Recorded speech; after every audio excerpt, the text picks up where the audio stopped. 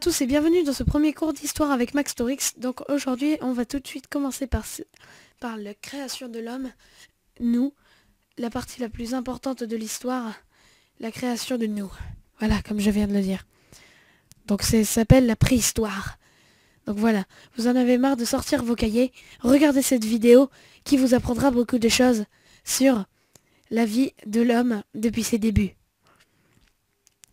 Commençons. La préhistoire commence avec l'apparition de l'homme, comme je viens de le dire. Le genre Homo qui apparaît avec Homo rudolfensis en moins 2 millions d'années 900, puis Homo habilis 2 400 000 années. Deux espèces qui ont coexisté en Afrique de l'Est. Ce mot Homo vient justement de l'homme. Justement. Il vient de l'homme. Voilà. Tout simplement. Désolé, il vient simplement de l'homme. L'homme en lui-même. Et c'est pour ça que nous lui avons caractérisé des noms tels que Homo erectus, Homo sapiens sapiens, notre espèce aujourd'hui, Homo erectus, tout ça. Voilà. Donc commençons avec les traces de la préhistoire et commençons tout de suite par le début de la préhistoire, le paléolithique. Le paléolithique archaïque ou très ancien paléolithique a été identifié à Dmanisi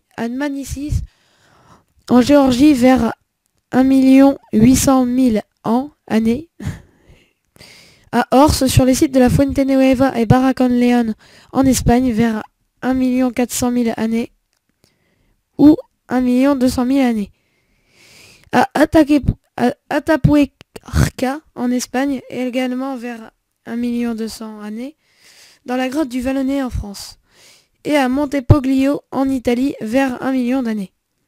Voilà. Le paléolithique se caractérise par 3 parties.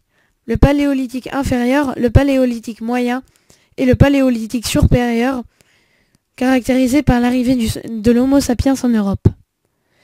L'épipaléolithique, parfois appelé paléolithique final, paléolithique marque la fin des temps glaciaires au moment où il faisait très froid en Europe et où toute la partie nord de l'Europe était glacée.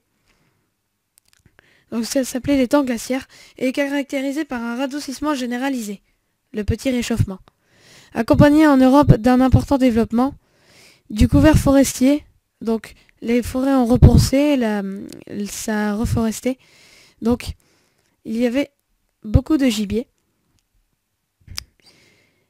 Et donc une modification des faunes, comme je viens de le dire, disparition des espèces grégaires de milieux ouverts, en particulier du renne, car pendant l'époque glaciaire, tout ce que les hommes préhistoriques pouvaient chasser était les rennes. Voilà. Donc et développement des espèces forestières, maintenant le cerf ou le sanglier qui sont apparus à la fin de cette époque glaciaire. Donc, il sculptait des galets, comme les petits silex, comme ça. Il sculptait des galets qui leur permettaient de faire des silex. Poursuivons avec le mésolithique.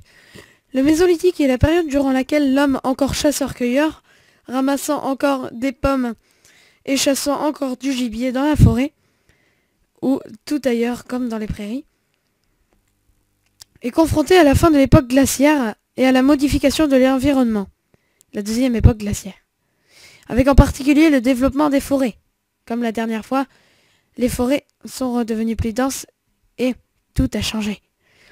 Suivi du néolithique, le néolithique est la période marquée par de profondes mutations techniques et sociales, liées à l'adoption par les groupes humains d'une économie de production fondée sur l'agriculture et l'élevage.